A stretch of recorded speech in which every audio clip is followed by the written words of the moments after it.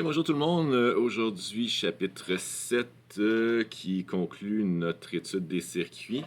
Écoutez, bonne nouvelle, il y a quand même pas mal de choses là-dedans qu'on a fait au laboratoire, donc ça va être pas mal plus de la révision dans l'ensemble à part la fin que ben, d'autres chapitres qu'on a fait. Donc j'espère que ça va soulager un peu votre stress. C'est quand même pas le pire circuit, pas circuit, mais chapitre de la session. Donc voilà, écoutez, ce qu'il faut garder ce chapitre-ci, c'est vraiment l'influence des sources de tension, puis comment on peut prédire les courants en fonction de différentes méthodes. Donc, on a parlé des lois de Kirchhoff déjà au laboratoire. C'est ce qu'on va regarder un petit peu en détail aujourd'hui. Mais dans le fond, c'est la même chose. Il n'y a pas vraiment rien de nouveau. On va regarder des associations de résistance en série en parallèle, ce qu'on a déjà fait au laboratoire aussi. Tout ce qui va nous manquer, c'est à la fin les circuits RC, donc des circuits qu'on va jumeler à la fois un condensateur et une résistance dans le même circuit. C'est à peu près la seule chose qui est nouvelle. Là, on va faire un petit peu plus de détails par rapport au courant électrique, tout ça, mais toutes des choses qu'on a déjà entrevues. Donc voilà, chapitre 7, les circuits. Première chose, je voulais parler un petit peu des pompes à charge, donc des sources de FM.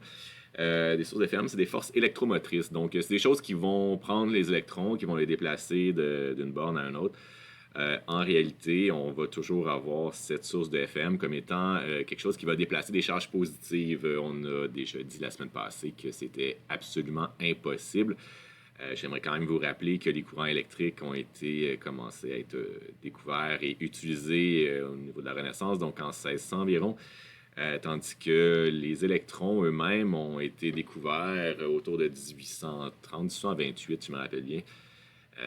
Donc, c'est quand même un gros 200 ans qui s'est passé, qu'on ne savait pas qu'il y avait des charges positives ou des charges négatives. Donc, on a supposé que c'est des charges positives. Donc, les courants sont définis comme un mouvement de charge positive, mais ce n'est pas vrai. Donc, le sens réel des électrons est toujours à l'inverse. Mais tout ça pour dire que nos pompes à charge, donc les sources de tension, des piles, des générateurs, tout ça, ce sont quelque chose qui va faire bouger ces électrons-là. Donc, on va toujours s'imaginer que c'est un déplacement de charge positive, mais on sait bien que c'est impossible avec ce qu'on a dit la semaine passée. Donc, ce qui fait bouger les charges dans un circuit, c'est les sources de force électromotrice. Donc, ce qu'on peut avoir comme source, ben, c'est des piles chimiques, des piles solaires, des générateurs, des thermopiles. Thermopiles, d'ailleurs, que je suis toujours triste de voir que ça se développe pas plus rapidement. Des piles qui fonctionnent parfaitement juste à la chaleur. Là. On a tellement de pertes de chaleur partout dans nos vies. Là. Quand on pense à nos voitures, là, tout ce qu'on rejette en termes de chaleur, du tuyau d'échappement, on pourrait tout récupérer ça, cette électricité-là. Cette énergie thermique-là, la transformer en électricité, on le fait pas. C'est des projets que je trouvais extrêmement prometteurs il y a plusieurs années, mais qui se développent pas vite. Le générateur, ben, c'est tout ce qui est alternateur, donc que ce soit centrale, peu importe les centrales électriques, c'est toujours des générateurs qui fonctionnent là-dedans, donc une alternance d'aimants. On va regarder un petit peu plus comment ça fonctionne dans nos derniers chapitres qui parlent strictement de champs magnétiques. Les piles solaires, vous connaissez aussi, là, c'est les panneaux solaires là, finalement qui peuvent générer un courant à l'aide de l'énergie solaire. Et les piles chimiques, ben, les classiques là, que vous avez dans vos téléphones, un petit peu partout dans nos télécommandes, dans notre souris. Tout ça, c'est une réaction chimique là-dedans qui fait déplacer les électrons qu'on peut recharger aussi parfois, dépendamment des piles. Donc voilà, c'est les différentes types de sources qu'on a. Pour nous, ça n'a aucune importance là, en réalité. Ne prenez pas votre temps à mémoriser ça. Nous, on va définir ça comme une source de tension ici. Qui va nous donner une certaine force électromotrice epsilon, qui va toujours être orientée du plus vers le moins. Donc, on va tout de suite dessiner la flèche. Ça va toujours être la même chose. La flèche va toujours du moins vers le plus. Donc, à chaque fois qu'on va voir un epsilon, il faut toujours s'assurer que notre flèche est toujours du moins vers le plus. Donc, on va toujours dessiner une flèche qui va être orientée dans ce sens-là. Cette flèche-là va, dans la plupart du temps, si on a surtout une seule source, nous donner directement la direction de notre courant. Donc, la force électromotrice tend à pousser par là nos charges positives et ça va donner un courant qui va être dans ce sens-là. Donc, ça s'éloigne de la borne positive. Donc, si tu imagines une charge d'essai positive ici, elle serait repoussée par la borne positive et attirée par la borne négative. Donc, ça me crée un courant comme ça. Maintenant, on sait très bien que c'est des électrons. Les électrons font le chemin exactement inverse, donc dans le sens antihoraire ici. Par contre, ça ne change rien pour nous. On a défini le courant comme étant un mouvement de charge positif. C'est pour ça que dans le manuel, il marque bien imaginaire, là, mais c'est quand même ça. Donc voilà, il faut toujours regarder le sens de la pile pour avoir la direction de notre courant, pas trop s'attarder à la direction des électrons, mais regarder vraiment le sens de notre courant. La définition de la force électromotrice, bon, la dérivée du travail sur dQ, là. Je sais pas comment vous vulgarisez ça. Honnêtement, c'est pas quelque chose que j'ai jamais calculé dans ma vie. Donc, c'est la définition, je vous la donne, mais au bout de la ligne, ça sert à rien. Euh, Comment tu veux faire la dérivée du travail par rapport à la charge? Je ne sais pas. Comme je vous dis, j'ai jamais fait ça. En gros, c'est des volts, hein, c'est des joules par coulomb. C'est ça la force électromotrice. Donc, je l'ai mis ici. Là, c'est la différence de potentiel, dans le fond, que va fournir la pile. En fait, la partie qui force de la pile. Donc, on va voir dans quelques minutes là, on peut avoir deux. Ben, en fait, on a toujours juste un type de pile, là, mais on va supposer des fois qu'on a un type de pile qui est idéal.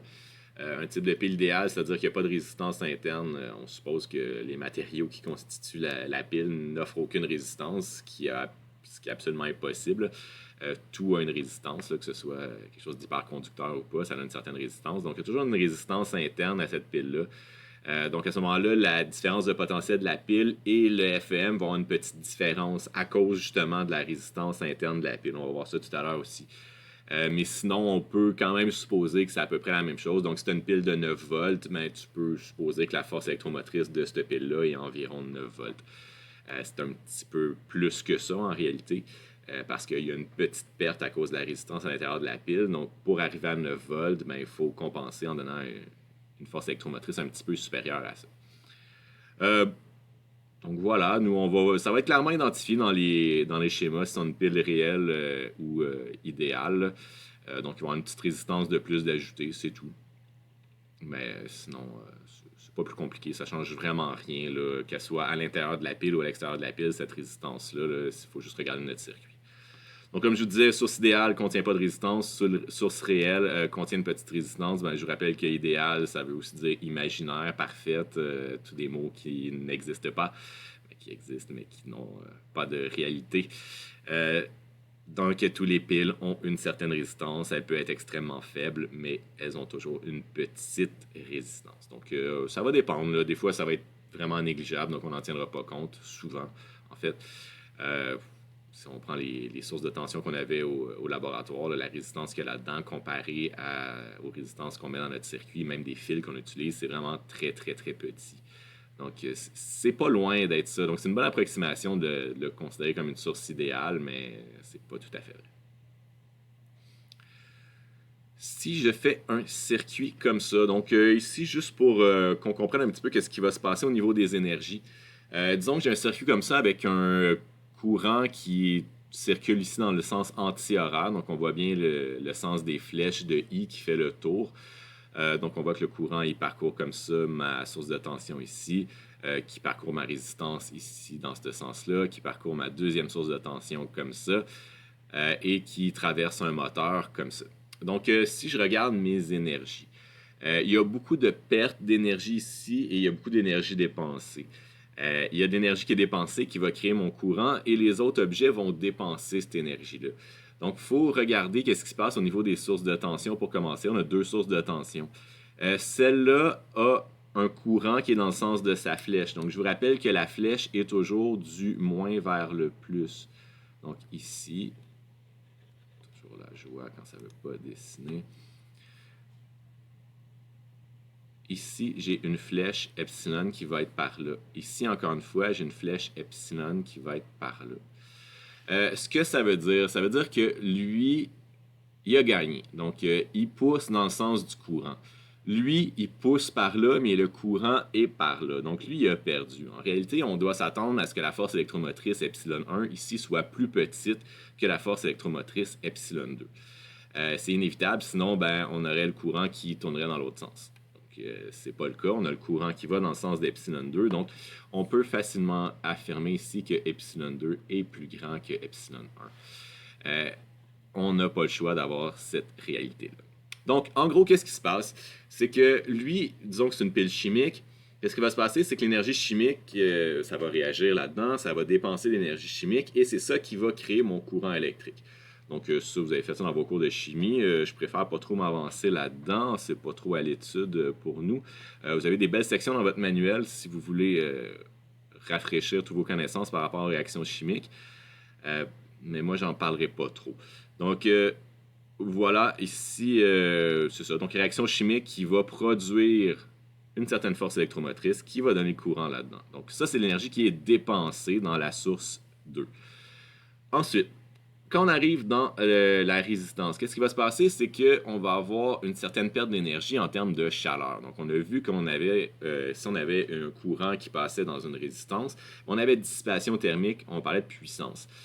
Cette puissance-là, ça va être la puissance en watts qui va se calculer en joules par seconde. Les watts, c'est des joules par seconde. C'est ça la définition de la puissance, là. Donc, cette quantité-là d'énergie qui va passer dans la résistance va se dissiper en termes de chaleur. Donc ici, on va avoir une perte d'énergie thermique. Donc à chaque fois qu'on va avoir un courant qui va alimenter une résistance, ben, cette résistance-là va augmenter de température et c'est ça qui va se dégager en chaleur. Je vais regarder le moteur pour commencer. C'est sûr que s'il y a un moteur qui est alimenté par un courant, ben, le moteur va effectuer un certain travail. Donc, il va être capable de soulever des charges, faire tourner un malaxeur, s'il y a des planches, peu importe. Donc, il va effectuer un certain travail. Donc, ce travail-là va être appliqué par le moteur M. Et puis, qu'est-ce qui se passe avec ma pile 1? Ben, ma pile 1, si elle a un courant qui est dans le sens contraire de sa flèche, ça veut dire qu'en réalité, au lieu de dépenser son énergie chimique, elle est en train de l'absorber. Cette pile-là est en train de faire ce que vous faites probablement toutes les nuits, à chaque fois que vous branchez votre téléphone, c'est-à-dire que vous êtes en train de le recharger. Cette pile-là est en train de se faire recharger. Ça ne veut pas dire que tous les piles peuvent se recharger, donc ça dépend de la réaction chimique à l'intérieur de la pile. Certaines piles peuvent facilement faire une électrolyse, donc on peut remettre les matériaux, si on veut, les reséparer pour ensuite les repermettre de réagir toute la journée. C'est ce qui se passe avec nos piles lithium-ion en ce moment, qui sont pas mal dans tout maintenant, là. C'est une réaction chimique qui se passe tout le long de la décharge de la pile et une fois qu'elle est à zéro, ben, ça veut dire que tous les éléments ont bien réagi. Donc à ce moment-là, il faut faire l'électrolyse, donc reséparer ces éléments-là qui sont associés pour pouvoir faire la réaction inverse. Et c'est comme ça que ça se fait, donc en donnant de l'énergie à cette réaction chimique. Donc voilà, je vous ai écrit ça en mots ici. Donc, énergie chimique perdue dans la source 2 est égale au travail fait par le moteur, plus énergie thermique dans R, plus énergie chimique emmagasinée dans la source 1. Donc, voilà. Chose qui est importante aussi à savoir, dès que je vais faire un petit trou dans le circuit, donc si j'ouvre le circuit, c'est-à-dire que j'enlève un petit bout de fil ici, j'ouvre un interrupteur, à ce moment-là, il ne se passe absolument rien. Donc, vous savez, si ton téléphone était mal branché, ben, il ne recharge pas. C'est ça un circuit ouvert, donc il faut absolument que le circuit soit parfaitement fermé partout. Donc, absolument que le circuit puisse circuler au complet. Les électrons ne bougent pas si on n'a pas un circuit qui est fermé. Vous l'avez vu au labo, hein? Si on a un fil qui est mal branché, ben dans toute cette branche-là, il n'y a absolument aucun courant qui circule, aucune différence de potentiel. Donc, c'est bien important que tous les fils soient bien branchés. Maintenant, loi de Kirchhoff, donc je vous les ai énumérés, j'en ai déjà parlé au labo, je vais les relire, puis on va les appliquer après ça. Donc, les principales, c'est la loi des mailles, la loi du courant, là. Donc, j'aurais dû l'appeler loi des nœuds ici, c'est pas grave. Loi des mailles. Donc, la somme algébrique des différences de potentiel dans une maille fermée est nulle. Donc, on l'a dit tout à l'heure au laboratoire, c'est-à-dire que quand on fait le tour d'une maille fermée, c'est-à-dire que si on prend par exemple ça comme une maille fermée, donc c'est fermé, il n'y a pas de trou dans mon circuit. Si j'additionne la différence de potentiel de ça, la différence de potentiel de ça, la différence de potentiel de ça, la différence de potentiel, et je reviens à mon point de départ, ben, comme je reviens au même point de départ, je devrais retrouver exactement le même potentiel que j'avais au départ. Le fait de tourner autour de mon circuit avec ma souris n'influence pas du tout mon circuit, donc le potentiel que j'avais au point en bas à gauche ici devrait être encore le potentiel au bas à gauche. Donc, c'est sûr qu'il va y avoir des différences de potentiel qui vont être positives, d'autres qui vont être négatives pour qu'au total, cette différence-là donne 0. Mais c'est carrément ça qu'on va faire quand on va faire une maille. Pour avoir les différences de potentiel, ben, on va regarder si on traverse une résistance. Donc, si on traverse une résistance dans le sens du courant, ben, la différence de potentiel est moins IR. Si on traverse dans le sens opposé au courant, ben, la différence de potentiel va être égale à plus IR.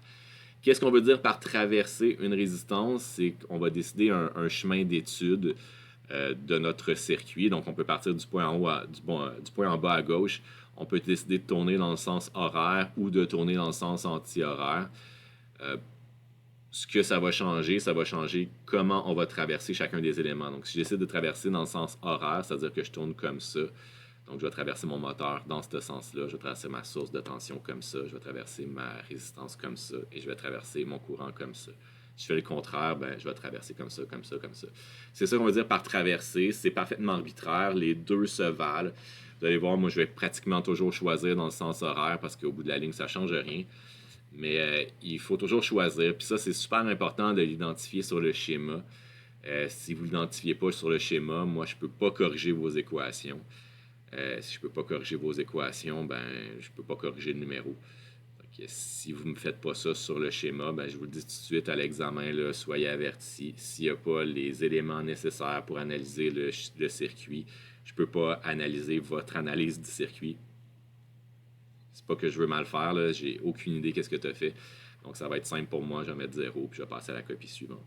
Donc, identifie tes trucs sur ton schéma. C'est bien important que tu le fasses. On va le faire à chaque fois. Vous allez voir, à chaque fois qu'on va étudier un circuit là, avec les lois de Kirchhoff, il faut toujours identifier notre sens d'étude du circuit, en fait, de notre maille. Donc, voilà pour la différence de potentiel. Donc, c'est plus ou moins IR. Ça vient de delta V est égal à RI. Là.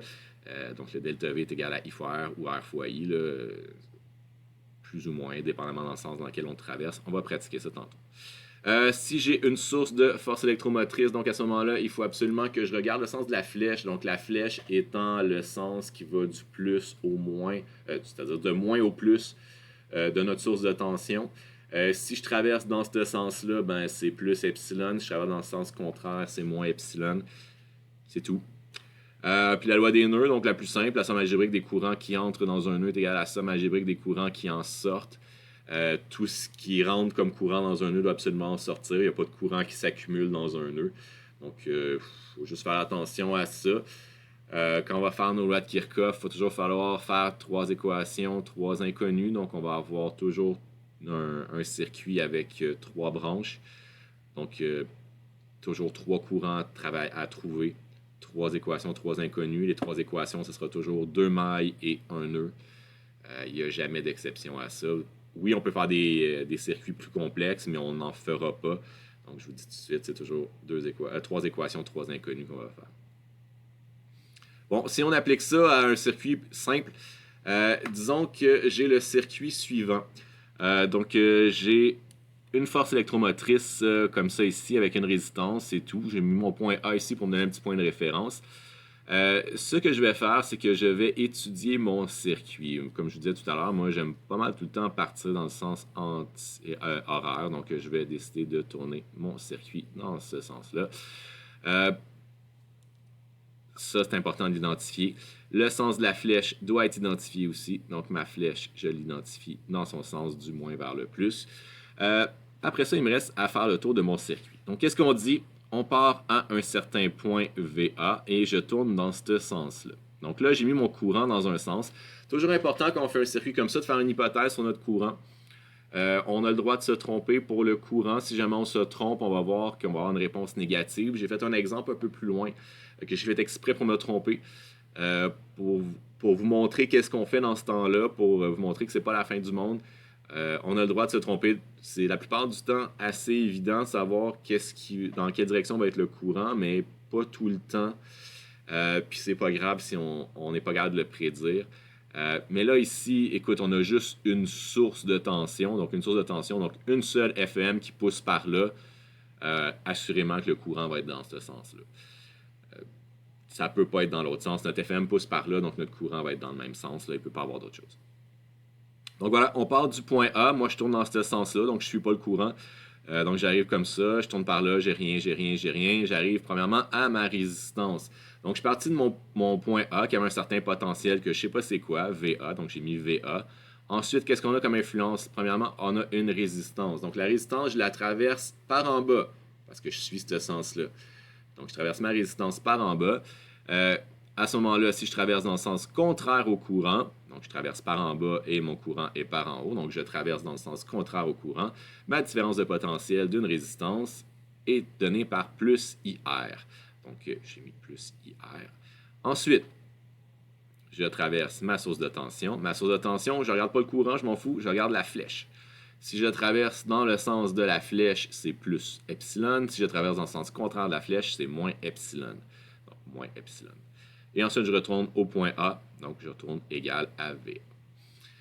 Là, je l'ai fait pour le premier, là, mettre les VA est égal à VA, mais au bout de la ligne, on va soustraire VA de chaque côté, puis on va tomber directement à cette ligne-là. Je le referai plus par la suite. Vous n'êtes pas obligé de le faire non plus. Il n'y a pas vraiment d'avantage à le refaire.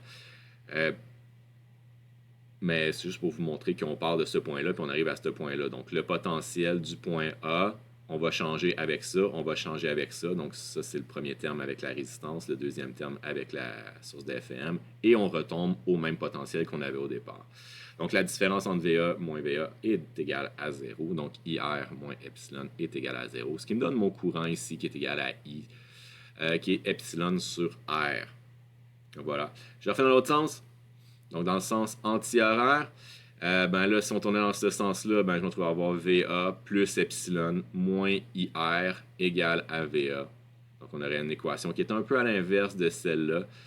Mais au bout de la ligne, on voit très bien que au lieu d'avoir IR moins epsilon, on a epsilon moins IR est égal à 0. On envoie un l'autre côté, on isole I. On arrive exactement à la même valeur de courant. Donc, je vais juste vous montrer ici que le sens d'étude n'a aucune importance. Mais qu'il faut bien le faire, peu importe dans quel sens on le fait. Vous allez voir, moi, je vais pas mal tout le temps utiliser le sens horaire. Là. Il n'y a pas vraiment d'avantage à le faire dans un sens ou dans l'autre. Des fois, on aime ça suivre le courant, mais ça ne change vraiment rien. Il faut juste faire bien attention à ça. Donc voilà, c'est dans l'essence les lois de Kirchhoff. Là, on va en faire d'autres, inquiétez-vous pas, mais en gros, c'est ça. Circuit à maille simple, donc on va juste ajouter à notre circuit une résistance interne. Donc la boîte rouge ici est une pile réelle. Donc la pile réelle, donc une source réelle, contient une résistance petit r. Cette résistance-là, petit r, est à l'intérieur de la pile, elle est comprise dans la pile. Mais au bout de la ligne, ça change que dalle pour moi. Quand je dois faire mon analyse du circuit, qu'elle soit à l'intérieur du circuit ou à l'intérieur de la pile ou à l'extérieur de la pile, ça change absolument rien pour moi. Donc, on va faire notre étude exactement de la même façon. Donc, je vais, encore une fois, me fixer un sens de rotation. Donc, je me mets un sens de rotation horaire. J'oublie pas de mettre le sens de ma flèche. Donc, ces deux trucs-là, je dois absolument les voir à l'examen, comme je vous disais. Si je vois pas surtout ça, là, je corrige même pas, comme je vous disais. Lui, s'il n'est pas là, au pire, là, je peux supposer quelque chose, là, mais ça, lui, s'il n'est pas là, je regarde même pas. Là. Donc, on va faire la même chose que tout à l'heure. On part du point A, on fait le tour. Donc, j'ai mis le courant dans le sens de ma force FM encore une fois. Donc, A, je tourne comme ça, rien, rien, rien. Je traverse une résistance dans le sens contraire du courant, donc plus IR. J'arrive à une autre résistance que je traverse vers la gauche, mon courant est vers la droite. Donc, plus I petit r. Et ensuite, je traverse ma source de tension, donc ma source de FEM, dans le sens contraire de la flèche, donc moins epsilon, ce qui me donne l'équation qui est là. Je mets mon I en évidence. J'isole mon I. J'arrive à I est égal à epsilon sur R plus petit r. Donc voilà, c'est pas plus compliqué. Donc vous voyez que la résistance soit à l'intérieur ou elle avait été ici, ça change absolument rien. Qu'on ait 1, 2, 4, 8 résistances en série, c'est juste qu'on va avoir plus de termes dans notre, plus de IR dans notre truc. Donc pas de souci avec ça. Mais il faut juste bien étudier notre circuit, traverser tous les éléments. Donc voilà. J'ai fait un petit schéma, honnêtement, je regrette un peu parce qu'il y en a un plus beau dans votre manuel, donc si vous allez le voir. Je l'ai fait avant de m'en rendre compte. Là. Donc, ce que j'ai fait, c'est que j'ai ouvert votre circuit. Dans le fond, je l'ai comme déplié à partir de A. J'ai coupé ici, puis je l'ai ramené ici jusqu'à un point A. Donc, ça ressemble à ça, votre circuit, une fois qu'il est déplié. Juste pour regarder qu'est-ce qui se passe au niveau des potentiels. Donc, je prends un certain potentiel qui s'appelle VA ici. Donc, ce potentiel ici, cette ligne-là en hauteur, là, ça correspondrait au potentiel VA. Si j'arrive à ma première pas résistance, mais à la source de FM, qu'est-ce qui va se passer? C'est que mon potentiel va monter d'une certaine valeur epsilon. Donc ici, je me trouve à avoir la valeur d'epsilon qui se trouve à être vraiment cette hauteur-là ici. Ensuite, qu'est-ce qui va se passer? Je vais traverser ma résistance. Ma résistance va faire diminuer mon potentiel d'une certaine hauteur IR, qui va être cette hauteur-là, en réalité, entre ici là, et ça ici. Donc voilà pour mon IA. Et pour mon grand R ici, ben, il faut absolument que cette hauteur-là, IR, me ramène exactement au potentiel VA. Il faut que j'ai exactement la même hauteur que j'avais au départ à la fin. Donc c'est ça l'histoire, c'est que la différence de potentiel, au total, faut qu'elle soit, la somme des différences de potentiel, il faut qu'elle soit nulle. Donc j'ai plus epsilon moins IR moins IR, puis ça me ramène exactement au point A. Si je vais avoir la différence de potentiel entre deux points, donc j'ai mis un point B sur mon circuit, ça c'est quelque chose que je m'en vais faire dans quelques minutes. Donc je dois avoir la différence de potentiel aux bornes de ma source, donc entre A et B par exemple. Ben, la différence de potentiel entre A et B, ça se trouve être cette hauteur-là. Donc j'ai le potentiel B ici, je suis au point B. Puis si j'ai le potentiel A, donc ça ici, cette hauteur-là, va se trouver être VB moins VA. Si je fais VA moins VB, évidemment, ça va être dans le négatif, ça va être dans l'autre sens. Donc, on a les. Je rappelle que les différences de potentiel, c'est calculé dans un sens, c'est positif, dans l'autre sens, c'est négatif. La différence de potentiel, ici, on le voit qu'il y a deux façons de la calculer. Ça, qu'on prend epsilon moins IR ou qu'on prend moins I grand R ou I grand R ici directement. Donc, les deux façons vont y arriver. On va le faire tout à l'heure, les deux. Mais c'est ça, quand on va avoir des différences de potentiel entre deux points dans notre circuit, là, au lieu de faire la boucle au complet, ben, on prend notre boucle, on commence à un endroit, puis il faut arrêter à l'autre endroit. Il faut quand même faire la boucle au complet pour commencer, parce que dans les deux cas, vous voyez, on a besoin du courant I. Puis pour avoir le courant I, ben, il faut faire la boucle au complet. On n'a pas le choix de la faire au complet de toute façon. Mais après ça, si on veut seulement la différence de potentiel entre deux points, ben, on ne fait que on commence le potentiel à un point et on finit à l'autre. OK. Si on a des résistances en série. Le but, dans le fond, d'avoir des résistances en série, c'est de pouvoir remplacer, là, j'en ai mis 3, là, on y aurait pu en avoir bien plus. J'ai une source de tension, résistance R1, R2, R3, puis remplacer tout ça par une résistance qui serait équivalente à tout ça. C'est un petit peu le principe qu'on a fait pour les condensateurs dans le chapitre 5. C'est pareil, sauf que c'est des résistances, donc on va voir que les formules sont à l'inverse. La résistance équivalente, c'est ce que je cherche. Des petites règles que j'ai rappelées, là, que le courant est constant dans un circuit en série. Donc, il est égal à une constante dans R1, R2, R3, R équivalent et E. Donc, le courant qui circule dans lui, qui circule dans lui, qui circule dans lui, qui circule dans lui, doit être la même chose. Comme le courant qui circule ici et le même courant qui circule ici, mais ça doit être la même chose ici aussi. En série, les courants ne changent pas. Donc, ces deux circuits-là doivent être équivalents. Donc, il doit avoir le même courant. Donc, j'ai fait mes lois de Kirchhoff pour ma maille simple dans les deux circuits pour pouvoir les comparer. Si je pars au point en bas ici à gauche, donc je vais partir ici, je vais étudier ça dans le sens horaire avec ma flèche epsilon qui est par là. Qu'est-ce qui se passe? Ben, si je fais ça dans ce sens-là, ben, je fais plus epsilon moins IR1 moins IR2 moins IR3 égale à 0. Donc, exactement ce que j'ai fait ici. On met en évidence notre I, on isole, on arrive à notre valeur de courant comme ça. Je le fais ici de la même façon. J'ai ma flèche qui est par là avec mon sens d'étude que je décide encore une fois de faire dans ce sens-là. Je mets mon point de départ en bas à gauche. Rien à rajouter de en plus à part le faire. Donc, epsilon moins I fois R équivalent est égal à 0. Donc voilà, j'ai mes courants. La seule façon que ces deux I-là soient égales, c'est que le R équivalent soit égal à ça ici. Donc, les deux parties en bas de ma fraction doit être égale. Donc, tout ça ici doit être absolument égal à ça ici. Donc, je me retrouve à avoir que R équivalent est égal à R1 plus R2 plus R3. Donc, R équivalent est égal à la somme des N, des I est égal à 1 à N, des RI. Donc, je pense pas qu'il y ait rien de nouveau là-dedans. C'est quelque chose que vous avez vu au secondaire. Je pense qu'à partir de secondaire 2, on le fait. Que rien de vraiment nouveau là-dedans. Puis, on l'a fait au labo aussi. Maintenant, les différences de potentiel. Bon, c'est ce que je disais tout à l'heure. J'ai repris le même circuit. Donc, si on va calculer les différences de potentiel entre deux points A et B dans le circuit, on commence à un point A, donc ce potentiel VA, on termine au point B qui a le potentiel VB. Donc, comme je disais, il y a quelques façons de le faire. Si j'ai le circuit suivant, disons que je le fais dans le sens horaire pour commencer. Donc, je le fais comme ça. Ma flèche est toujours comme ça. Qu'est-ce que je me retrouve? Je me retrouve VA Puis ensuite, je me retrouve à avoir plus IR parce que je suis dans le sens contraire au courant. Et je termine à VB. Donc, VA va être égal à...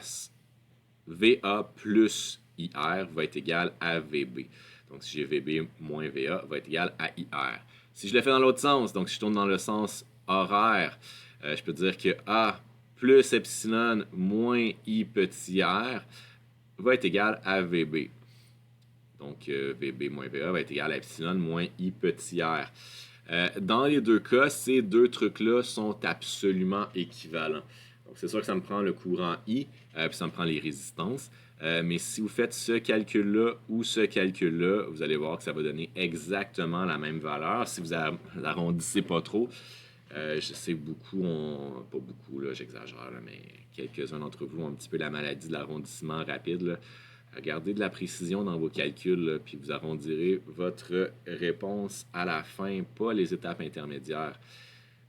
Je vous invite à apprendre comment vous servir de vos mémoires dans votre calculatrice. Si vous trouvez ça lourd de pitonner des chiffres, là, vous avez tous des mémoires dans vos calculatrices, même qui sont pas trop chères, là.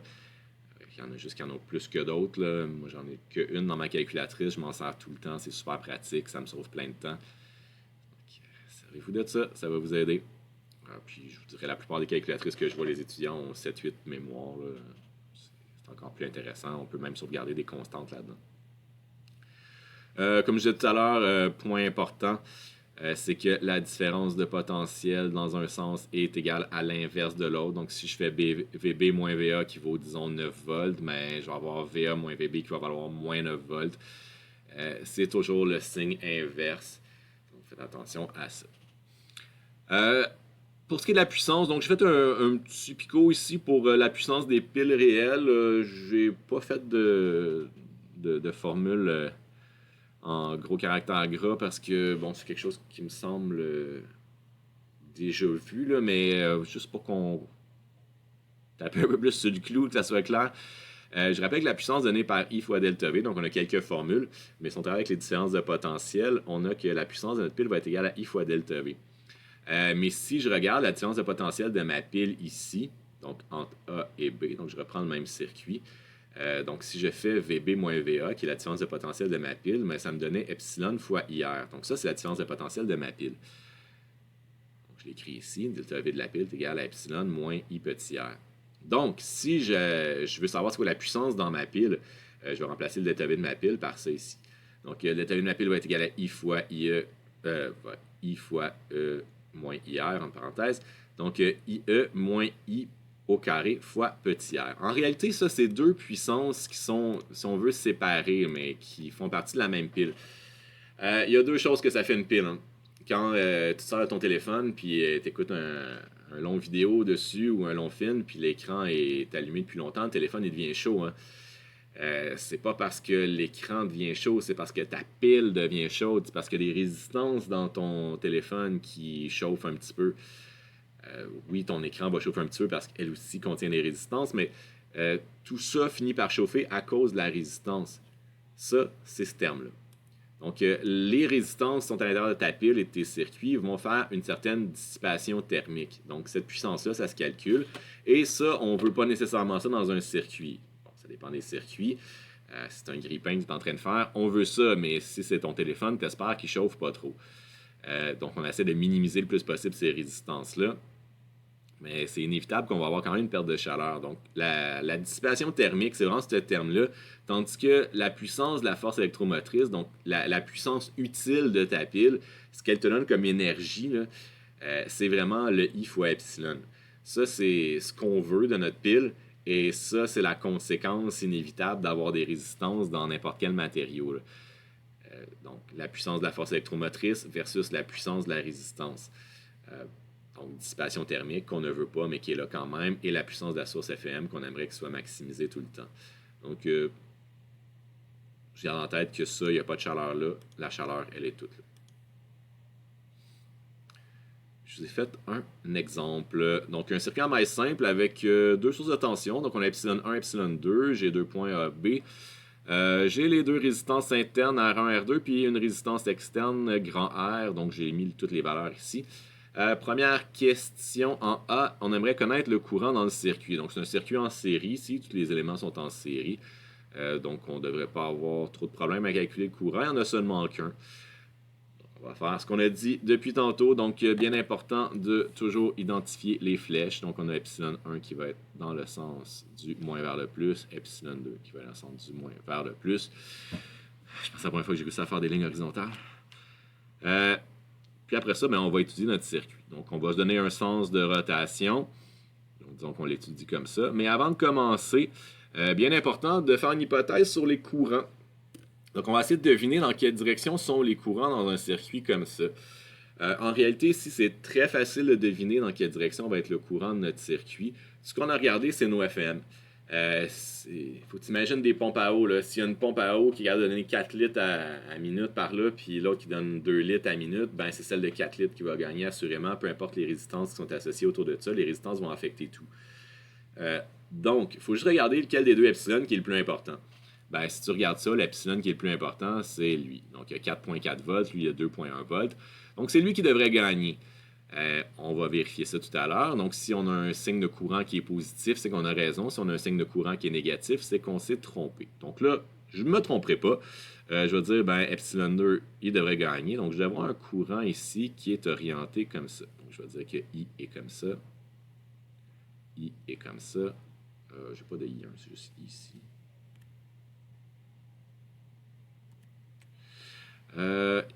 Mon courant I va être comme ça ici. Et mon courant I va être comme ça ici. Donc, mon courant suit ma boucle qui fait le tour de mon circuit comme ça. Donc, voilà. Pas grand-chose d'autre à dire. Il me reste à faire l'étude de mon circuit. Je pars de mon point A. J'ai décidé de tourner dans le sens horaire parce que je ne suis pas original. Je pars par là. Plus epsilon. Plus I1 R1. Pourquoi j'ai mis I1? J'ai mis I1 partout. C'est vraiment des I, là. Pas besoin de mettre I1. Je vais tout recommencer.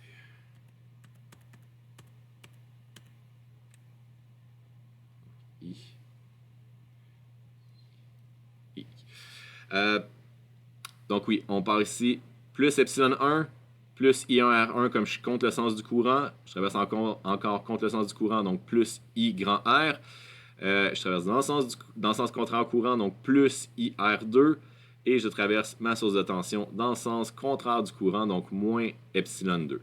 Donc, je vais avoir epsilon 1 plus IR1 plus IR plus IR2 moins E2 est égal à 0. Donc, c'est ce que j'ai ici. Même chose que j'ai fait tout à l'heure. Donc, je vais mettre mes epsilon ensemble. Je vais mettre en évidence mon I, ce que j'ai fait ici, et j'isole mon I.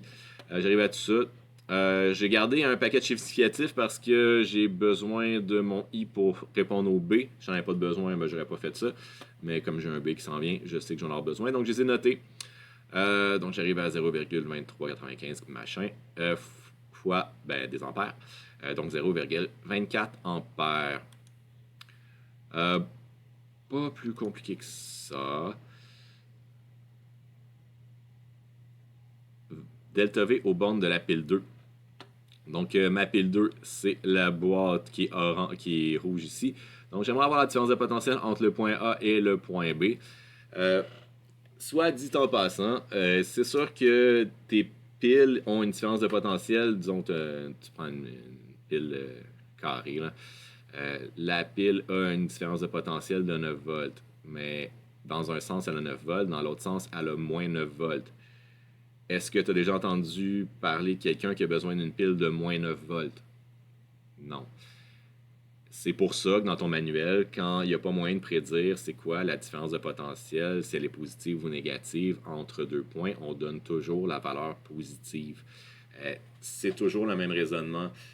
Mais oui, c'est vrai que la différence de potentiel de ta pile, elle peut être négative. Donc, si je ne te précise pas, est-ce que je veux VB moins VA ou VA moins VB? Donc, dans ce cas-là, calcule la différence de potentiel. Je vais accepter les deux réponses, mais en réalité, si tu veux vraiment donner la différence de potentiel d'une pile, donne pas la réponse négative. Il faut donner la réponse positive. Mais, comme je te dis, là, moi, je vais accepter les deux réponses parce qu'au niveau théorique, c'est vrai. Là. Donc, moi, si tu me dis quelque chose de vrai, je suis heureux. Mais au niveau usuel, donc dans notre vie courante, là, va pas chez Canadian Tire demander des piles de moins 1,5 volts. Je pense qu'il y a du monde qui vont te regarder croche un peu. On a la valeur positive. Donc, Delta V au bornes de la pile 1. Moi, j'ai fait le chemin par là. Donc, je décide de faire la boucle dans ce sens-là, juste pour que ce soit le chemin plus court. Donc, si on fait dans ce sens-là, on traverse dans ce sens-là. Donc, j'ai VA plus epsilon 2 moins IR2 est égal à VB. C'est ce que j'ai ici. Le I, je prends le I que j'ai trouvé ici. Donc, comme je vous disais tout à l'heure, j'ai pas le choix d'avoir fait ma boucle au complet pour trouver mon courant pour faire ça. Donc, même si on te demande juste cette question-là, tu n'as pas le choix de faire ça. Donc, de faire ta boucle au complet, sinon tu n'auras pas de valeur. Donc, VB moins VA qui va être égal à 3,8 volts. Donc, comme je vous disais tout à l'heure, la source de FEM est de 4,4 volts, mais la différence de potentiel réel de la pile est de 3,8 volts. Cette différence de potentiel-là va dépendre du courant qui est dans la pile. Donc, faites attention à ça. C'est sûr qu'une pile qui n'est pas alimentée, qu'on prend juste notre voltmètre comme ça, elle va donner 9 volts, mais en réalité, une fois qu'on va l'alimenter dans notre circuit, c'est possible que la différence de potentiel baisse un peu à cause du courant qui se génère là-dedans.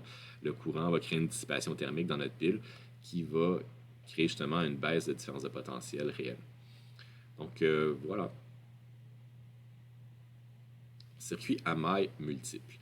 Donc, c'est ce qu'on a fait au labo. Donc, quand on a des mailles multiples, dans le fond, l'idée, c'est que est-ce qu'on est capable de remplacer notre circuit au complet par source et résistance équivalente? Si oui, on n'a pas un circuit à mailles multiples, c'est-à-dire qu'on a une seule maille.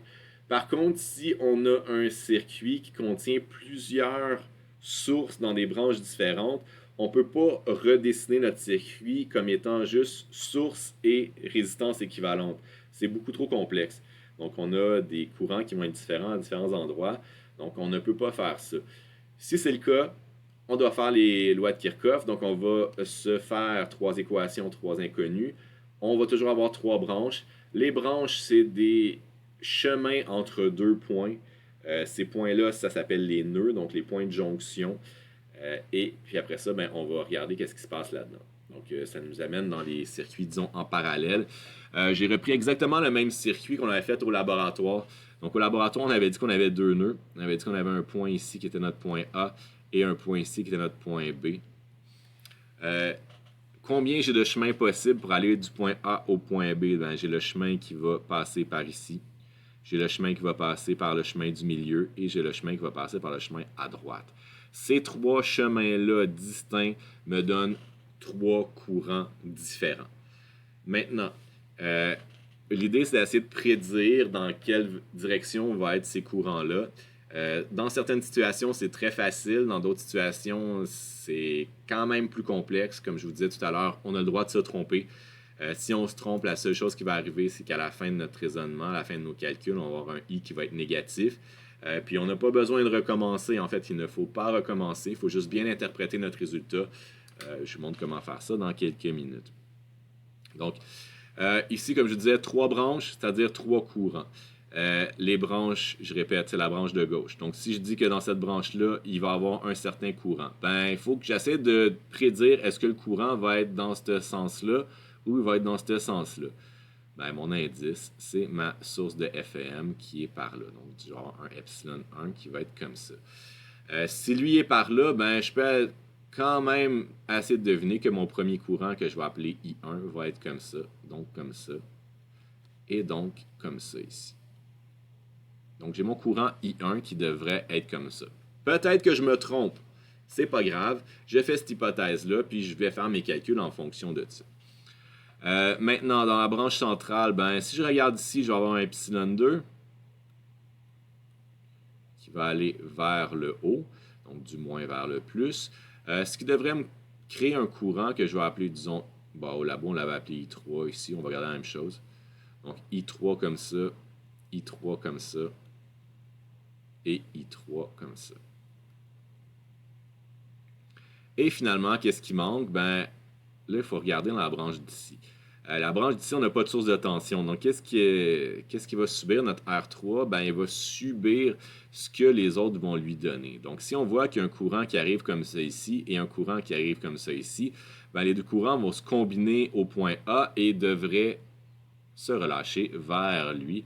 Donc, je devrais avoir un courant ici qui devrait descendre selon les hypothèses que j'ai faites.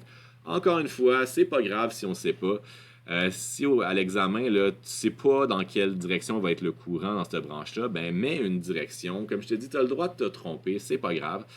Mais c'est sûr que c'est plus simple. C'est pas vraiment plus simple si tu te trompes pas. Donc, tu as une petite étape de plus à faire à la fin si jamais tu t'es trompé. Mais c'est à peine ça. Donc, quand on fait notre système d'équation, donc on voit qu'on a 3 courants distincts. On a I1 ici dans cette branche-là, on a I2 dans la branche ici et on a I3 dans la branche ici. Le but ici, c'est de déterminer ces 3 courants-là. Donc, on veut trouver nos 3 courants. On va avoir besoin de 3 équations, 3 inconnus. Nos équations, c'est toujours une équation de nœud et 2 équations de maille. Donc, pour l'équation de nœud, je vous rappelle la loi de Kirchhoff sur les nœuds. Qu'est-ce qu'elle me dit? Elle me dit que la somme des courants qui entrent dans un nœud doit être égale à la somme des courants qui sortent du même nœud.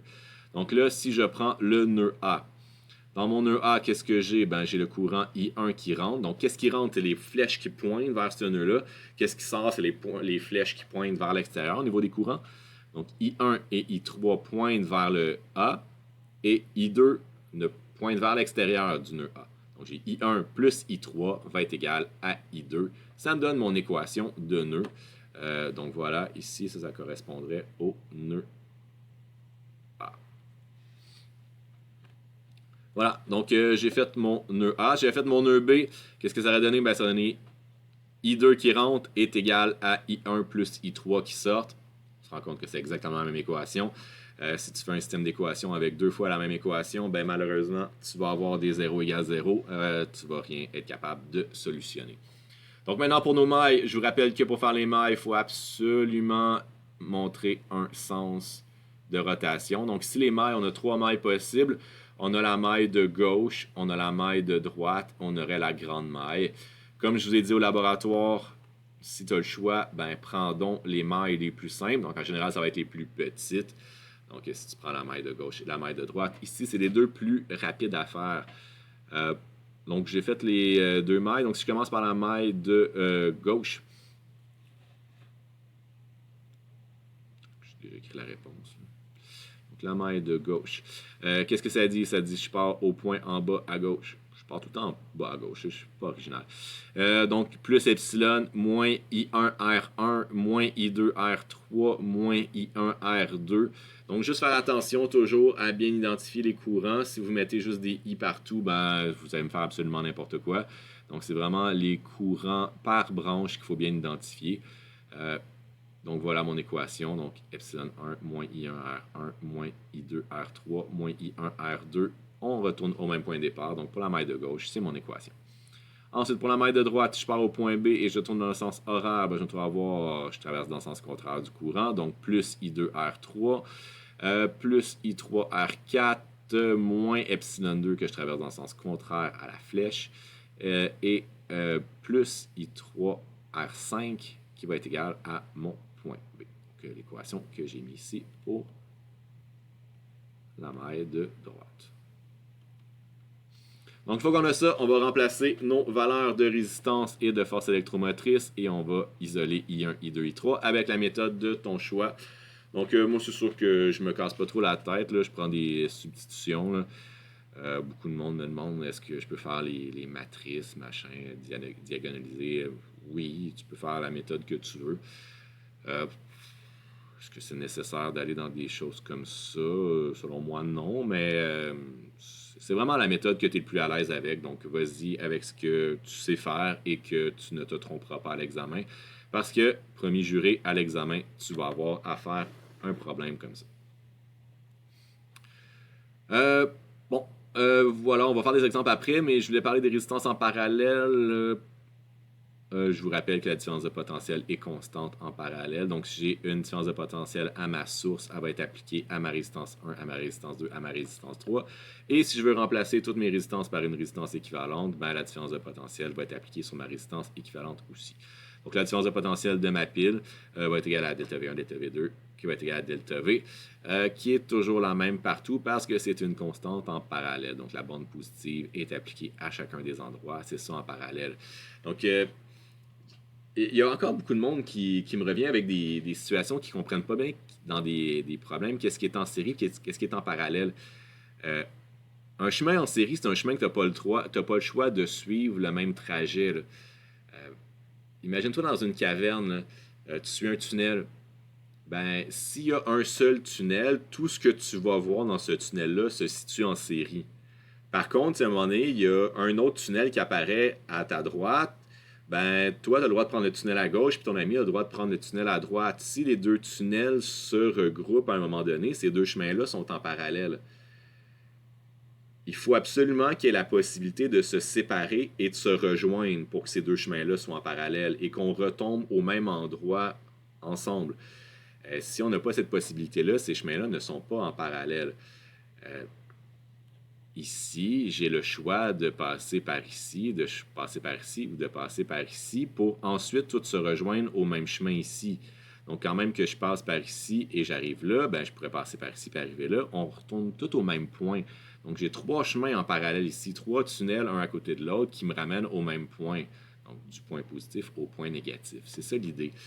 Tandis que dans un circuit en série, ben là, à ce moment-là, je n'ai pas le choix de passer à travers tous les éléments. Donc, si je pars du point A et puis je veux revenir au point A, ben, il faut absolument que je traverse ça, que je traverse ça, que je traverse ça, que je traverse ça, que je traverse ça. Je n'ai pas de possibilité de passer par un autre chemin. Donc, c'est ça la différence vraiment entre série et en parallèle. Puis ça, des fois, il faut se poser la question sur un circuit qui peut avoir plein de résistances et plein de choses qui sont un peu obscures. Si jamais le circuit est trop complexe pour vous, vous avez de la misère à l'analyser. Une des bonnes choses à faire, c'est de le redessiner dans une façon que vous êtes capable de l'analyser. Donc, regardez vos nœuds. Vous allez voir quand vous allez faire vos exercices, il y en a qui mettent des résistances en diagonale, puis je ne sais pas pourquoi la diagonale cause un énorme problème à bien des étudiants. Là. Ben, redessine-le d'une façon comme ça, si c'est comme ça que tu le vois mieux. Mais là, l'horizontale, c'est comme ça que tu le vois mieux. Prends le temps de le redessiner si tu n'es pas capable de le faire. Donc, c'est le meilleur conseil que je peux te donner. Ensuite, qu'est-ce qu'on peut dire d'autre? Ben, le courant dans la pile va être égal à la somme des courants. Ben, si j'ai un courant de 1 ampère ici, ben, il va se diviser en courant en 3 branches ici. Donc, le courant de celui-là plus le courant de celui-là va se recombiner ici pour donner mon 1 ampère. Pas le choix, c'est une des lois de Kirchhoff. Là. Si je regarde ces courants-là, donc comme j'ai delta V est égal à RI, ben j'ai I qui va être égal à delta V sur R. Ben si j'ai celui de la pile, ben c'est l'équivalent au R équivalent. Celui du I1 qui va être delta V sur R1, etc. pour les suivants. Ce qui m'amène à dire que 1 sur R équivalent est égal à 1 sur R1 plus 1 sur R2 plus 1 sur R3 parce que c'est le même delta V partout, parce qu'on est en parallèle. Donc le R équivalent est égal à la somme des 1 sur RI à la moins 1. Donc attention, on additionne toutes les 1 sur R, puis à la fin, on fait à la moins 1 pour avoir notre R équivalent. Je vois beaucoup de monde oublier ce petit exposant-là. Si vous faites ça, vous n'aurez rien de bon. Bon, maintenant. Exemple 7.2. J'ai le circuit suivant. Donc, j'ai une source avec 4 résistances. Je me demande, c'est quoi le courant qui circule dans la pile? La question ici à se poser, c'est est-ce que j'ai besoin de faire toutes les lois de Kirchhoff ou est-ce que je suis capable de remplacer mon circuit par une résistance équivalente? La réponse à cette question-là est souvent dans le nombre de sources. Et si les sources sont dans la même branche ou pas. Si les sources sont dans la même branche ou s'il y a une seule source, en général, je suis capable de remplacer le restant de mon circuit par une résistance équivalente. Ici, c'est le cas. Donc, je n'ai pas besoin d'aller faire toutes mes lois de Kirchhoff. Tu peux les faire, tes lois de Kirchhoff. Ça va fonctionner. Donc, tu peux dire, j'ai un nœud ici, puis j'ai un nœud ici. Donc, je peux faire ma maille ici. Tout ça va fonctionner. C'est juste beaucoup plus long, puis pas vraiment nécessaire. Donc, si vous voyez quelque chose comme ça, donc juste une source et des résistances, on peut calculer la résistance équivalente, puis après ça, ben, regardez que ma résistance équivalente, ben, delta V est égal à RI. Vous allez pouvoir calculer c'est quoi le courant directement dans votre pile. Donc, c'est ce que je vous invite à faire ici. Comme on a une seule résistance ici, ben, on peut tout remplacer notre circuit par une seule source et un R équivalent. Et c'est la chose la plus simple à faire. Donc, on va avoir une source epsilon ici. Et c'est ce qu'on va faire. Donc, maintenant, qu'est-ce qui est en série, qu'est-ce qui est en parallèle? La chose à ne pas dire, c'est dire que R1, R2 et R4 sont en série. Ce n'est pas vrai. Pourquoi? Parce qu'ici, il y a une séparation. Donc, il faut commencer par régler cette séparation-là. Donc, qu'est-ce qu'on est absolument certain? C'est que R3 et R2 sont en parallèle. Si j'arrive à ce point-là, je peux aller soit dans R3 ou soit dans R2 pour me trouver au point de jonction ici. Donc, ces deux chemins-là sont en parallèle. Donc, la première chose que je vais faire, c'est que je vais remplacer mon R2 et mon R3 par un R2,3 pour pouvoir dire maintenant, après, ben, j'ai une résistance ici qui va être R1, qui va être en série avec mon R2,3 et en série avec mon R4. Et c'est là que je vais pouvoir avoir une analyse qui est vraie. Donc, il faut s'assurer de regarder commencer par ce qu'on est sûr qui est vrai. Ça, je l'ai écrit à quelques-uns d'entre vous qui m'ont posé des questions sur particulièrement les condensateurs quand on fallait refaire les circuits. Si jamais tu n'es pas sûr si c'est en série ou en parallèle, ce que tu vas faire comme hypothèse est en général faux. Donc, assure-toi de regarder ce qui est sûr. Donc, ce qui est sûr, c'est que ce point-là, tu peux rejoindre ce point-là par deux chemins différents. Donc, R3 et R2 sont en parallèle. Donc, c'est chose qu'on va commencer par faire. Donc, regarder la résistance équivalente de R2,3 en parallèle. Donc, il donne 12 volts. Puis après ça, on va regarder R1 va être en série avec R équivalent, donc R2,3 et R4. Donc, mon R équivalent qui est à R1, 2, 3, 4, qui est à R1 plus R2, 3 plus R4, qui va donner mon 40 volts. Donc, ici, j'ai repris mon équation que j'ai démontré un petit peu plus haut pour un circuit comme ça. Donc, j'ai I est égal à E, mon epsilon sur R équivalent, donc 0.30 volts. 30 ampères, excusez-moi. Donc, voilà, c'est tout ce que j'ai à faire ici. Donc, ces circuits-là sont plus simples, c'est sûr. Le défi, c'est de trouver l'R équivalente, bien se démêler dans qu'est-ce qui est en série et en parallèle, puis après, ça devrait bien aller. Par contre, un circuit comme ça, j'ai plusieurs résistances, j'ai plusieurs sources de tension. Je ne peux pas, c'est absolument impossible de prendre ce circuit-là et dire, ben, est-ce que je peux avoir une source et une résistance équivalente? Est-ce que je suis capable de faire ça ici? Ben non, je ne suis pas capable de faire ça.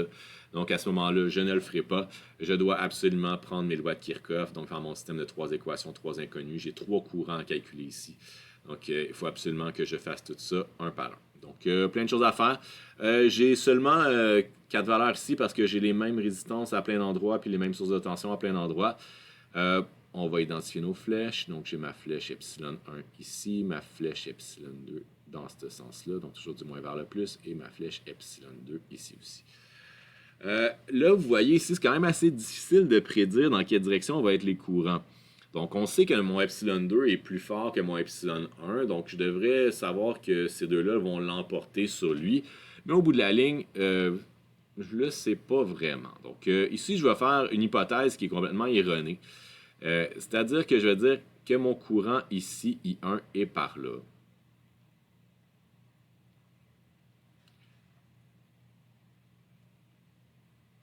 Je vais dire que mon courant I2 va suivre ma pile, ici I2. Puis je vais dire que mon I3 va suivre ma pile ici.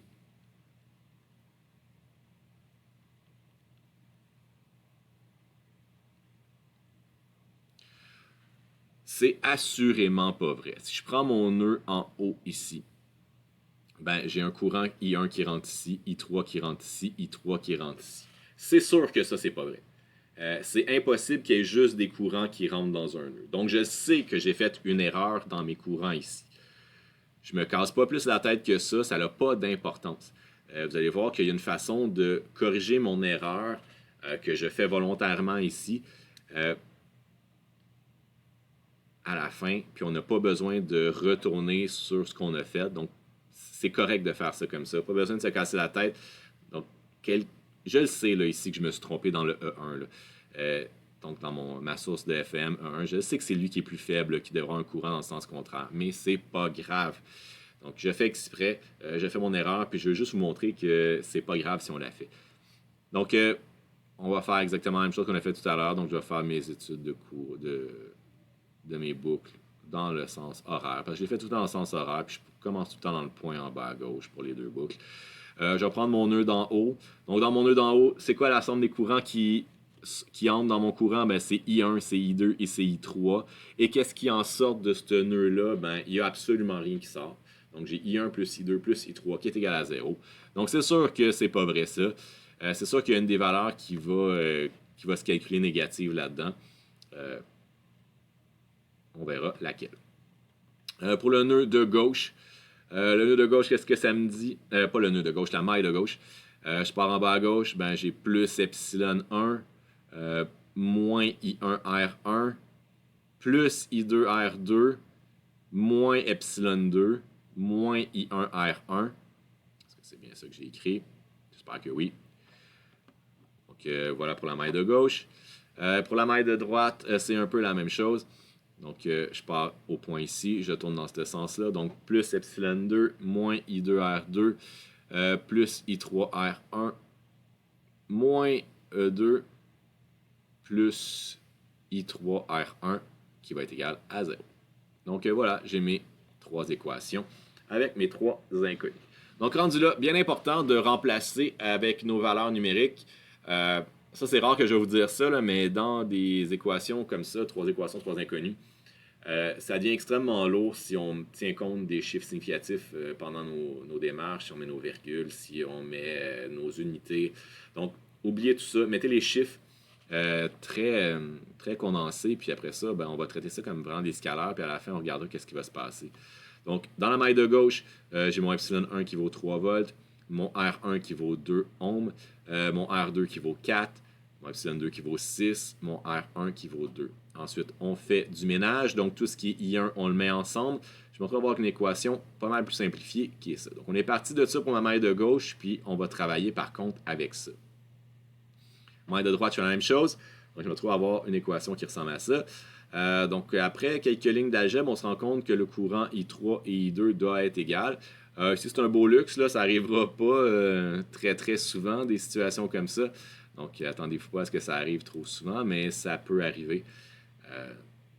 Donc, juste en faisant l'algèbre, on se rend compte, en passant d'autres trucs, mais c'est surtout du fait que les deux différences de potentiel s'annulent. Donc, on se retrouve à avoir juste des courants. Donc, on a notre relation directe avec notre courant. Maintenant, les trois équations avec lesquelles je vais travailler, celle du nœud, celle simplifiée de la maille de gauche et celle simplifiée de la maille de droite. Donc, celle-là ici. Donc, c'est ces trois équations-là que je vais travailler avec. Ça peut valoir la peine, avant de se perdre un peu trop dans nos chiffres, de juste ramener ça pour dire, OK, c'est ça mon système d'équations et d'inconnus. C'est avec ça que j'ai besoin de travailler. Ça devient un petit peu plus simple. Donc, qu'est-ce que j'ai fait pour commencer? Ben, l'idée, c'est de faire... En fait, il faut prendre une des mailles et un des nœuds. Et ensuite, on remplace dans l'autre maille. C'est le chemin qu'on prend tout le temps. Si vous commencez à travailler deux mailles en partant, puis après ça, vous essayez d'aller dans les deux mailles, puis après ça, vous essayez d'aller dans le nœud, il va vous manquer quelque chose, il va vous rester une variable de trop. Donc, toujours partir avec une des mailles, puis l'idée, c'est de remplacer dans le nœud. Donc, moi, ce que j'aime faire, c'est prendre toujours la maille la plus simple, puis après ça, ben, isoler un des trucs là-dedans pour le remplacer dans l'autre pour que ça soit les mêmes inconnus que dans l'autre équation. Ce que je veux dire, c'est que dans la maille de gauche, tu vois qu'il y a I1 et I2. Dans le nœud, il y a I3. On veut se débarrasser de I3 pour qu'il reste juste la même chose que dans la maille de gauche. Donc, on veut se débarrasser de I3 pour qu'il reste juste I1 et I2. Donc, ce que je vais faire, c'est que je vais prendre cette relation-là et je vais remplacer le I3 par I2 ici parce que c'est égal. Donc, c'est ce que j'ai fait. Donc, j'ai fait I1 est égal à I2 plus I2. Donc, I1 est égal à 2I2 qui est égal à 0. Donc, ça, c'est la combinaison de cette équation-là et de cette équation-là. Donc, une fois que j'ai fait ça, j'oublie ces deux équations-là et je dois travailler avec l'autre. Donc, là, ici, j'ai I1 et I2. Je devrais toujours avoir ça. Hein. Si je n'ai pas ça après ma première étape, recommence. Il faut toujours que après que tu aies fait ton premier remplacement, tu te retrouves à avoir exactement les mêmes variables que dans l'équation que tu n'as pas touché encore. Si c'est pas ça, recommence. Tu tournes en rond. Donc voilà, maintenant j'ai remplacé, il fallait que je remplace un des deux, donc j'ai isolé I1 qui est un petit peu plus simple à isoler. Donc, j'ai I1 qui est égal à moins 2I2. Donc, j'ai remplacé dans mon équation de la maille gauche mon I1 par moins 2I2. C'est ça que ça a donné. Faites un peu d'algèbre. Je me trouve à avoir mon I2 qui est égal à 0,25 ampères. Donc, une fois qu'on a ça, je n'ai pas besoin de tout recommencer. J'ai déjà des équations si je l'ai bien fait. Donc, c'est l'avantage de faire des substitutions comme ça. Donc, si j'ai I1 comme ça, je devrais déjà avoir une équation qui me donne mon I3 et une équation qui me donne mon I1. J'ai déjà mon équation ici qui donne mon I3. Donc, j'ai I3 qui est égal à I2 qui est égal à 0,25 ampères. Et j'ai mon équation ici qui donne mon I1 qui est égal à moins 2I2. Donc, j'arrive que mon I1 est égal à moins 2I2 qui est égal à moins 0,50 ampères. Et c'est là que la cloche doit sonner. C'est-à-dire que j'ai un négatif ici. Si j'ai un négatif ici, ça veut dire quoi? Ça ne veut pas dire que ma valeur n'est pas bonne. Ma valeur, elle est bonne. Mais ça veut dire quoi? Ça veut dire qu'elle est dans le sens contraire au dessin. Donc, on a une petite ligne de plus à ajouter. On dit I1 est égal à 0,50 ampères. Je ne veux pas que tu me donnes que c'est égal à moins 50 ampères puis que tu me laisses ça sans interpréter ton résultat. Tu n'auras pas tes points.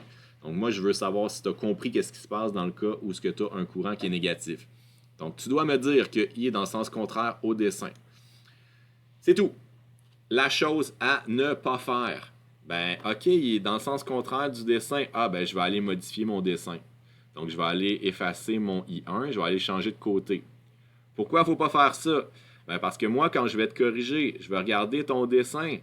Je vais regarder comment tu as bâti tes équations en fonction de ton dessin. Donc, si tu changes ton courant de bord, il faut que tu changes cette équation-là. En gros, il faut que tu recommences. Moi, je ne veux pas te faire recommencer. Tu n'as pas besoin. Si tu me dis ça, ça tient compte que tu as bien compris ce qui se passe, que tu ne l'as pas mis dans le bon sens au départ, mais c'est pas grave, tu as compris que c'était dans l'autre sens, puis c'est contraire dans le sens de ton dessin. C'est tout ce que j'ai besoin de savoir. Tu as tout compris. Moi, je suis heureux. Toi, tu es heureux. Pas besoin de modifier ton dessin. En fait, tu ne dois pas modifier ton dessin. Si tu modifies ton dessin, tu recommences tout. OK? Donc voilà pour Kirchhoff. Vous en avez quelques-uns dans votre manuel pour vous pratiquer. Dernière petite chose que je vais faire avec vous aujourd'hui, c'est les circuits RC. Donc, c'est peut-être le seul nouveau truc dans ce chapitre-là. Un circuit RC, c'est un circuit, dans le fond, qui contient une résistance et un condensateur. Donc, R pour résistance, C condensateur. Donc, si j'ai une source de FEM, puis j'ai une résistance puis un condensateur. Donc, il y a deux positions possibles de mon interrupteur. Donc, ma switch S. Je peux amener mon interrupteur sur la position A, ce qui va charger mon condensateur. Donc, si j'amène mon interrupteur dans la position A, qu'est-ce qui se passe? C'est que mon circuit va se fermer en haut comme ça ici. Donc, j'ai ma source qui va passer par ma résistance et qui va se rendre jusqu'au condensateur. Donc, assurément, mon condensateur, comment il va se charger? Là, il n'y a pas 1000 façons possibles. J'ai ma borne positive qui est ici, ma borne négative qui est ici. Assurément, mon condensateur va se charger avec des signes positifs ici puis des signes négatifs ici. Pas le choix. Donc voilà, si je mets en position B, qu'est-ce qui se passe? Là, on n'a plus de source, on a juste le circuit comme ça ici. Donc à ce moment-là, le courant va être créé dans ce sens-là, qui va venir réégaliser les charges. Donc les charges positives et les charges négatives vont venir s'annuler.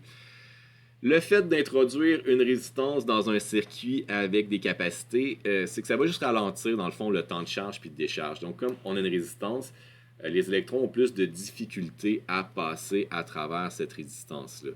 Comme ils ont de la difficulté à passer au travers, on va voir que la charge du condensateur va se faire de façon beaucoup moins instantanée. Là, c'est plate cette session-ci. Là, on n'a pas pu faire de laboratoire avec les condensateurs. Mais d'habitude, on en fait. Puis on voit que les condensateurs, ça charge en une fraction de seconde. C'est vraiment très, très rapide là, pour les charger. Si on ajoute une résistance là-dedans, le temps de charge va dépendre finalement de la capacité et de la résistance. Plus la résistance est importante, plus c'est difficile de le charger. Plus la capacité est importante, plus ça prend du temps à charger parce qu'il y a plus de capacité, donc il y a plus de possibilités d'accumuler des charges. Donc comme le courant circule plus lentement, il faut laisser le temps au condensateur de tout se charger. Donc c'est pas mal ça qu'on a à faire aujourd'hui là-dessus. Donc, si on regarde la première position du condensateur, si on met le condensateur en position A, donc on va fermer notre circuit comme ça. Donc, la boucle de courant se fait comme ça. On a un epsilon ici qui va être par là, qui va me créer des charges positives ici, des charges négatives ici. ce qui va me créer un courant qui va aller par là. Donc, si je mets mon courant I comme ça ici, un certain courant I comme ça ici, mon courant I va être comme ça ici. Donc, voilà. L'idée, c'est de faire ma boucle, encore une fois. Donc, si je l'étudie en le faisant le tour comme ça, qu'est-ce qui se passe? Ben, j'ai plus mon epsilon ici, moins IR dans ma résistance, et ensuite, j'ai la différence de potentiel de mon condensateur. Ben, je vous rappelle que Q est égal à C fois delta V. Donc, la différence de potentiel d'un condensateur est donnée par Q sur sa capacité. Là, il faut juste faire attention. Ma capacité ici joue un petit peu le rôle de la flèche ici. Donc, la flèche allait du plus vers le moins. Même chose ici, je vais avoir une flèche pour mon condensateur qui va aller du... j'ai dit du plus vers le moins, c'est du moins vers le plus. C'est le moins ici et le plus ici. Donc, ma flèche est dans ce sens-là. Mais j'ai la même chose ici, j'ai des moins ici, j'ai des plus là. Donc, ma flèche pour mon condensateur va se trouver à être par là. Donc, la différence de potentiel créée par mon condensateur va être plus ou moins Q sur C, dépendamment du sens de la flèche. Donc là, comme je traverse dans ce sens-là, ben, je vais dire que Q va être égal, le delta V de mon condensateur va être égal à Q sur C. Maintenant, je vous rappelle que le courant, c'est égal à dQ sur dt, donc la variation de charge par rapport au temps. Donc, c'est des coulombs par seconde. Ce qui m'amène à une belle petite EDO qui est epsilon moins R dQ sur dt moins Q sur C. Dans le fond, une EDO, c'est quoi? C'est une équation différentielle ordinaire. Donc, c'est une équation différentielle avec des dérivées totales, donc pas de dérivées partielles. Parce qu'on va avoir des équations dérivées partielles, pas cette année nous autres, mais à l'université, vous allez faire ça assurément si vous faites un peu de maths.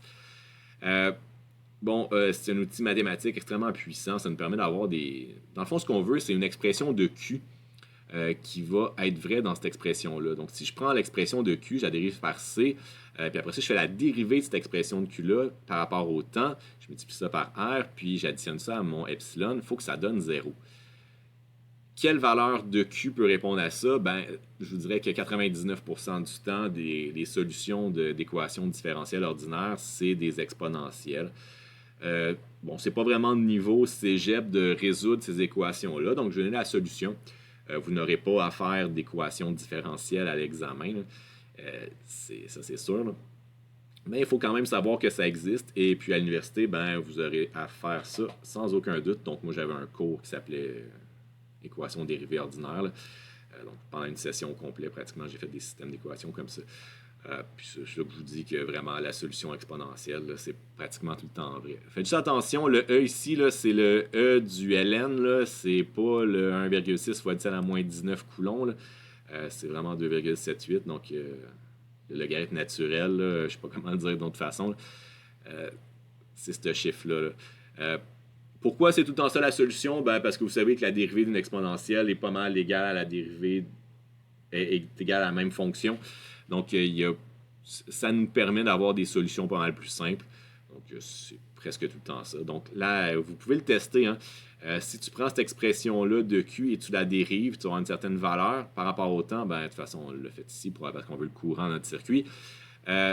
Multiplie ça par R, prends cette valeur-là, divise-les par C, puis tu vas voir que tu vas juste avoir ajouté ton epsilon pour que ça donne 0. Donc, voilà pour la valeur de Q. Donc, ça, c'est la valeur, ça, c'est la charge qui est à l'intérieur de ta capacité en fonction du temps. Donc, je ne l'ai peut-être pas précisé, là, ça serait peut-être bon de le préciser ici. Donc, ici, le Q, c'est la charge dans C qu'on calcule en coulombs. Aussi, faites attention, ces deux formules-là, c'est pour la charge. Donc, pas la décharge là, du condensateur. Tantôt, on va mettre l'interrupteur en position B. Là, c'est la décharge. Là, tout ce qu'on fait ici, c'est pour la position A. Donc, c'est la charge du condensateur. Là, que je l'ai mentionné ici. Là, c'est la charge du condensateur. Ce n'est pas la décharge qui va se produire en position B. Donc, voilà, vous avez la valeur de Q. Donc, vous l'avez sur votre feuille de formule. Pas besoin de mémoriser ça. Faites juste attention de bien vous rappeler que le E là-dedans, ce n'est pas la charge élémentaire, mais bien le E de votre exponentielle. Si je dérive ça, j'arrive à dQ sur dt, donc le courant qui circule dans mon circuit va être égal à ça ici, donc epsilon sur R, E à la moins T sur RC. Donc, attention, c'est une exponentielle décroissante. Vous allez voir que le courant, en fonction du temps, ici, dans le fond, ça va partir avec quelque chose qui va être maximal, puis qui va décroître tranquillement pour tendre vers 0 en fonction du temps. Donc, ce serait le I en fonction de T. Tandis que le Q, lui, ça va être tout le contraire. Le Q, lui, il va être 1 moins l'exponentielle. Donc, il va partir assez... Q en fonction du temps, là, il va partir assez vite, puis lui, il va plafonner pour atteindre une certaine valeur. Cette valeur-là, c'est un certain plateau.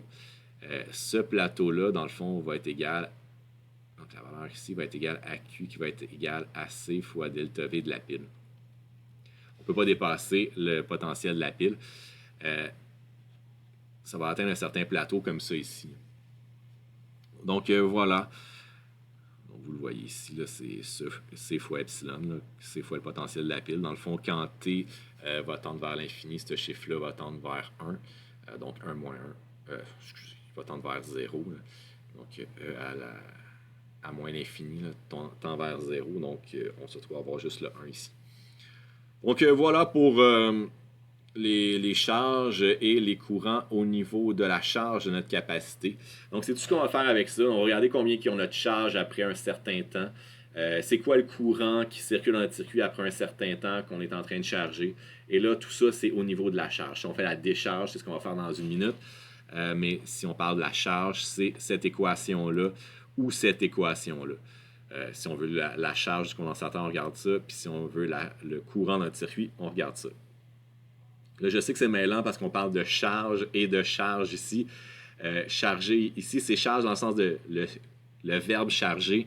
Puis ici, c'est charge dans le sens de la charge en coulomb qui est dans le condensateur. Je sais que c'est mêlant, mais j'ai pas le choix, c'est quand même ça. Il y a quelque chose qu'on appelle la constante de temps. La constante de temps, dans le fond, c'est RC. C'est le terme qui est ici. Donc, ce qui est en dessous de notre exposant de notre exponentielle. La constante de temps représente quoi, dans le fond? C'est un temps. Plus cette constante de temps-là va être grande, plus ça va prendre du temps à charger notre condensateur. Donc, plus la résistance est importante, plus c'est difficile de faire circuler le courant, plus la capacité est importante, plus il y a besoin de charge pour charger notre condensateur. Donc, ça aussi, ça fait augmenter le temps de charge. C'est juste ça que ça représente.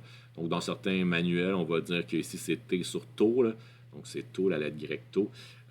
L'écrire en manuscrit, moi j'aime bien l'écrire comme ça, là, quelque chose qui ressemble à ça. Il y en a qui l'écrivent un petit peu plus comme ça. Là. Faites attention, ça ressemble à un T pas mal. Là. Mais faites attention de ne pas vous mêler. Donc cette constante de temps-là, ouais, comme je vous disais, plus elle est élevée, plus ça prend du temps à charger notre condensateur. Plus elle est petite, plus le condensateur va charger rapidement. À quoi ça sert? Rien du tout. C'est juste une quantité qu'on utilise quand même beaucoup. Maintenant, interrupteur en position B, donc décharge du condensateur. Cette fois-ci, on va mettre notre switch en position B.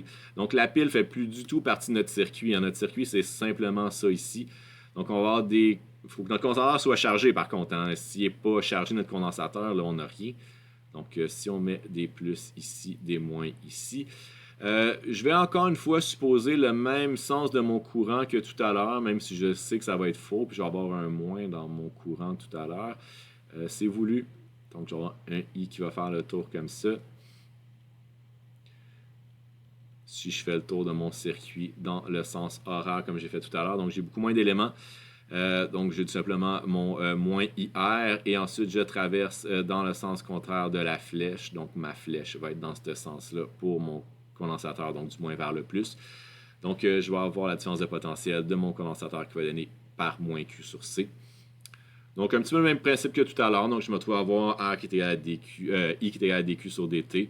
Donc, j'ai une autre belle petite EDO ici à résoudre, que vous n'aurez pas à résoudre. Je l'ai faite pour vous. Donc, on arrive à Q qui est égal à Q0 epsilon moins T sur RC. Donc, Q0, ça se trouve être la charge initiale de mon condensateur. C'est une constante, en réalité. Qu'est-ce qu'il y avait comme charge au départ? Si c'est 0, ben, il n'y aura pas de courant qui va apparaître.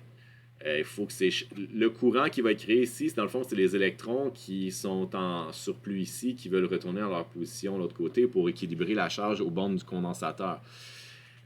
S'il n'y en a pas au départ, il n'y aura pas de courant, là. Donc, il faut absolument qu'il y ait une certaine charge dans ce condensateur-là. Comment tu calcules cette charge-là? Ben, c'est pas compliqué. Tu sais que Q est égal à C fois delta V. Donc, tu regardes c'est quoi la différence de potentiel qu'il y avait sur ton condensateur. Est-ce que tu l'as chargé jusqu'à temps qu'on arrive à la différence de potentiel de la source? Pas nécessairement. Donc, j'ai pas mis delta V de la pile ici parce que c'est pas tout le temps le cas. Mais ça peut être le cas. Donc, fais attention à ça. Faut absolument que tu connaisses c'est quoi la différence de potentiel initiale de ton condensateur pour pouvoir faire un problème comme ça. Sinon, ben, faut que tu laisses Q0 ici. Donc, tu as la charge. Donc, ici, c'est au niveau de la décharge. Donc, c'est là que c'est un petit peu moins mêlant pour celui-là. Le Q ici, ça se trouve encore à être la charge en coulomb dans ton condensateur, mais au niveau de la décharge, c'est bien important de faire attention à ça. Est-ce qu'on est en train de charger le condensateur ou de le décharger? C'est ça qui va déterminer est-ce que je prends le kit de formule que j'avais un petit peu plus haut ou le kit de formule que j'ai ici.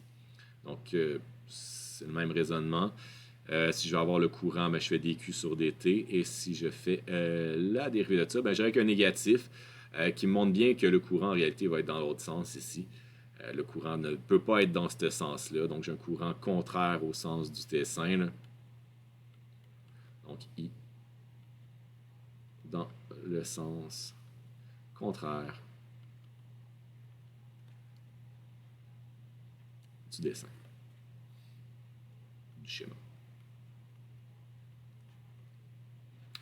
Donc voilà, écoutez, pas rien de plus compliqué que ça. Beaucoup d'étudiants sont intimidés par cette matière-là au départ. Faites-en quelques-uns, vous allez voir, c'est tout le temps la même chose. Tout ce que vous avez à faire, c'est regarder est-ce qu'on charge, on décharge. Puis après ça, on remplace dans les formules. Je vous ai fait un exemple sans chiffres, mais juste parce que ça ne change pas grand-chose, là. Si vous aviez des chiffres, ben, on remplace les chiffres dans les équations, là, puis c'est tout, là. Donc, premier exemple, on décharge un circuit RC. Combien de temps exprimer en termes de taux pour que la charge soit égale à 1/2 de la charge initiale? Donc, si on parle de décharge, ben, la charge est donnée par ça.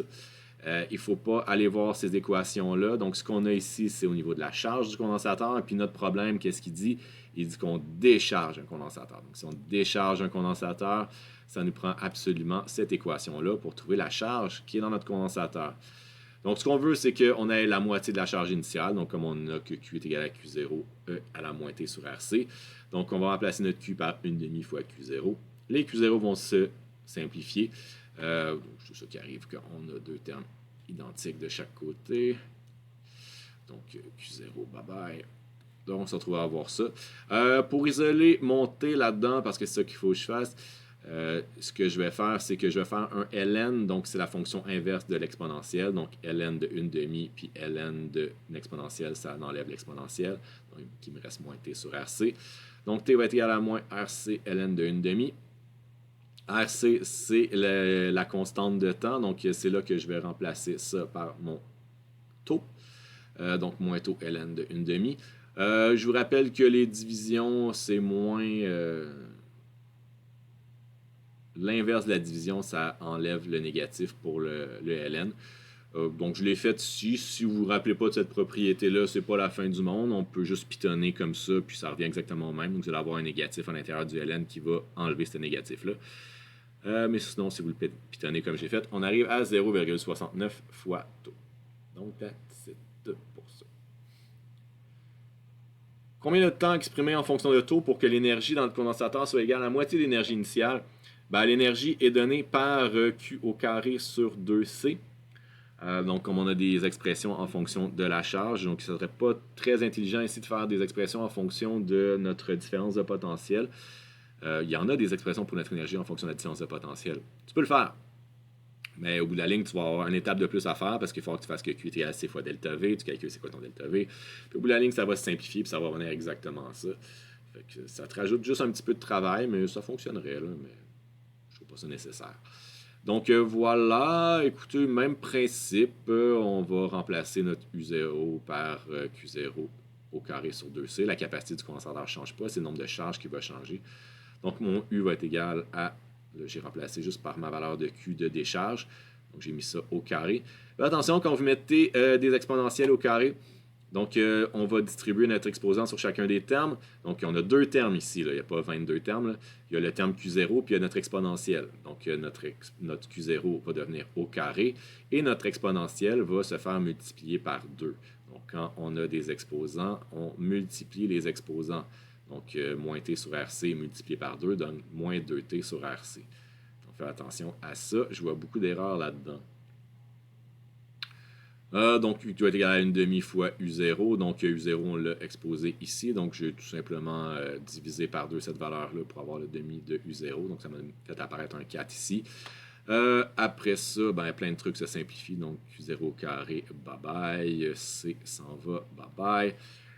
Qu'est-ce qu'il me reste? Il me reste 1/2 ici. Donc, j'ai 1 sur 2 puis 1 sur 4. Fait qu'il me reste juste 1 sur 2 de ce côté-là. Donc, à la moins 2t sur RC, j'ai isolé, fait mon ln, etc.